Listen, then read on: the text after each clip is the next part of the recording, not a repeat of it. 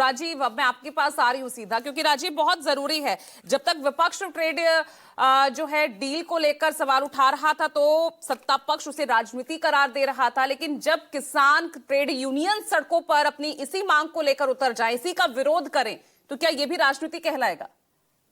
आप किस तरह से देख रहे हैं इसे?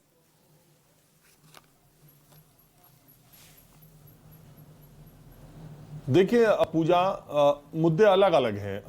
12 फरवरी को जब भारत बंद का आह्वान किया गया तो उसमें ट्रेड यूनियन ने किया, तो उसका समर्थन बैंक एम्प्लॉइज एसोसिएशन ने कर दिया। देश की सबसे बड़ी बैंक एसबीआई और बैंक ऑफ बड़ौदा, ये इनके कर्मचारियों ने, इनके संगठनों ने भी उसमें अपने आप को शामिल कर लिया।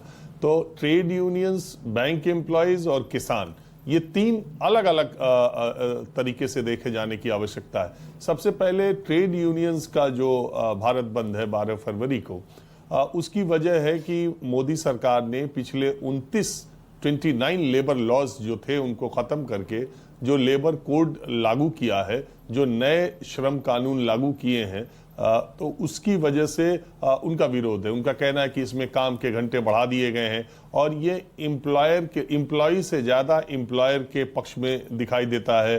काम के घंटे बढ़ाए गए हैं, ट्रेड यूनियंस को नोटिस देनी पड़ेगी, ट्रेड यूनियंस का रजिस्ट्रेशन मुश्किल हो जाएगा, एम्प्लॉय जब चाहेगा लोगों को निकाल देगा, काम के घंटे बढ़ा देगा। इसमें एम्प्लॉयज़ के लिए उस तरह का सुधार नहीं किया गया है। हालांकि सरकार ने बहुत सारी चीजें ऐसी करी हैं, खास करके महिला कर्मियों के लिए सामाजिक सुरक्षा के उसमें उपाय किए गए, फायदे पता है, लेकिन जो नुकसान हो सकते हैं उसको लेकर ट्रेड यूनियंस ने, कर्मचारी संगठनों ने अपना विरोध प्रदर्शन करने का फैसला किया है और करोड़ों की संख्या में इसमें शामिल होने का भी फैसला किया। बैंक कर्मियों ने इसको अपना समर्थन तो दिया है, लेकिन उनकी मांगें बहुत पहले से चली आ रही हैं सरकार के बातचीत के। इसके पहले भी उन्होंने एक हड़ताल अभी की थी कुछ दिन पहले। उनका ये कहना, उनके भी एम्प्लॉइज एसोसिएशन का ये मानना है कि लेबर लॉज, जो लेबर कोड जो नए आए हैं, वो कहीं ना कहीं कर्मचारियों के लिए नुकसानदेह साबित हो सकते हैं। लेकिन इसके साथ साथ उनकी एक बहुत लॉन्ग पेंडिंग डिमांड है कि उनका 5 डेज वीक किया जाए। कर्मचारियों का, बैंक कर्मचारियों का, वो अपने काम के घंटे को 1 घंटा रोजाना बढ़ाना तो चाहते हैं, लेकिन अपने साप्ताहिक अवकाश 2 दिन का चाहते हैं, सैटरडे और संडे को, जैसा कि सेंट्रल गवर्नमेंट में मिलता रहा है। तो ये बहुत इस डिमांड को लेकर अभी उन्होंने हड़ताल की थी और बाद में जब लेबर लॉज को लेकर के श्रमिक संगठनों ने हड़ताल किया तो उसमें अपने आप को उन्होंने भी शामिल कर लिया। अब किसानों की जो बात है वो नए ट्रेड डील को लेकर है। देखिए, ट्रेड डील को लेकर एक असमंजस, एक संशय की स्थिति बनी हुई है। प्रधानमंत्री से लेकर कृषि मंत्री लगातार ये बात कह रहे हैं कि किसानों के हितों का कहीं कोई अनदेखी नहीं की जाएगी, लेकिन ट्रेड डील के मामले में जो कुछ भी जानकारी हमें आ रही है वो ज्यादातर अमेरिका बता रहा है, पीछे से हम उसको पुष्टि कर रहे हैं। पहले ट्रेड डील हो गई, ये भी अमेरिका ने बताया, फिर ट्रेड डील का जो अंतरिम जो प्रावधान है, अंतरिम प्रावधान, वो भी अमेरिका ने बताया।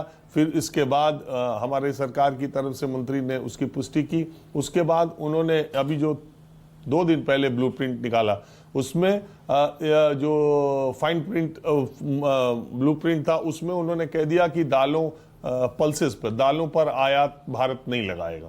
और इससे बहुत बड़ी चिंता उत्पन्न हुई कि भारत की दालें, अमेरिका की दालें बिना किसी टैरिफ के अगर इंडिया आने लगी तो हमारे दलहन के उत्पादन करने वाले किसानों के लिए बहुत बड़ा संकट हो जाएगा। अगले दिन अमेरिका ने उसको हटा दिया, कहा कि नहीं, दाल गलत है। अब बताइए, इस तरह की 2 देशों, दुनिया के 2 बड़े मुल्कों के बीच में इतनी बड़ी ट्रेड डील हो, उसके प्रोविजंस, उसके प्रावधानों को इस तरह से रखा जाए, एक दिन रखा जाए, दूसरे दिन हटा दिया जाए। तो और 500 अरब डॉलर का जो था, उसमें ऐसा उस भाषा से लगा क्या था कि अनिवार्य होगा, बाद में उसको भी हटा दिया कि इंटेंट, माने इच्छा करेगा कि इतनी हो। तो ये 2-3 चीजें हैं, लेकिन अभी भी लाल ज्वार को लेकर के,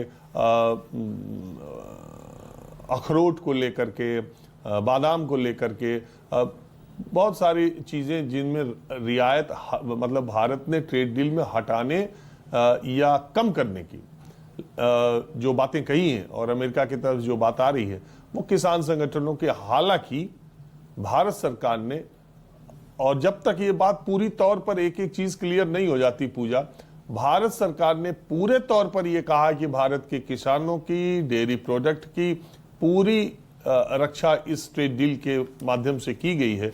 और वो जो 4-5 आइटम हैं उनसे उतना फर्क नहीं पड़ेगा। लाल ज्वार जो है वो पशु आहार के तौर पर देखा जाता है और वो कर्नाटक या साउथ के बहुत छोटे पार्ट में होता है। सोयाबीन का तेल एक बड़ी बात है, जो कि सोयाबीन देश के खास करके, एक और बात है पूजा, अपनी बात खत्म करता हूं।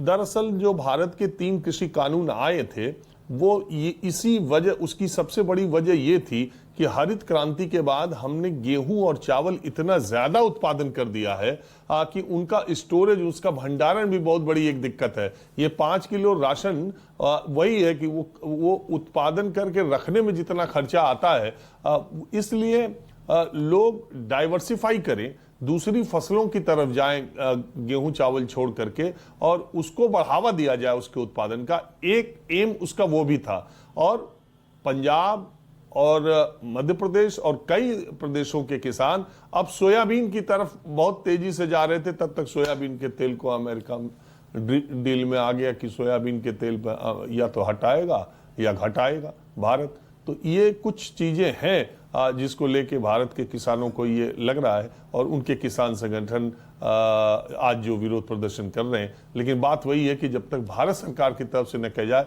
मैं अभी भी ये मानता हूं कि भारत का कृषि क्षेत्र और डेयरी मोटे तौर पर अमेरिका के लिए खोला नहीं ही जाएगा, ऐसी उम्मीद की जानी चाहिए। ठीक है, तो अब ऐसे में लेकिन किसान क्यों उसमें विश्वास नहीं दिखा पा रहा अपनी सरकार में, ये एक बड़ा सवाल है जो ये भारत बंद आज बुलाया गया है।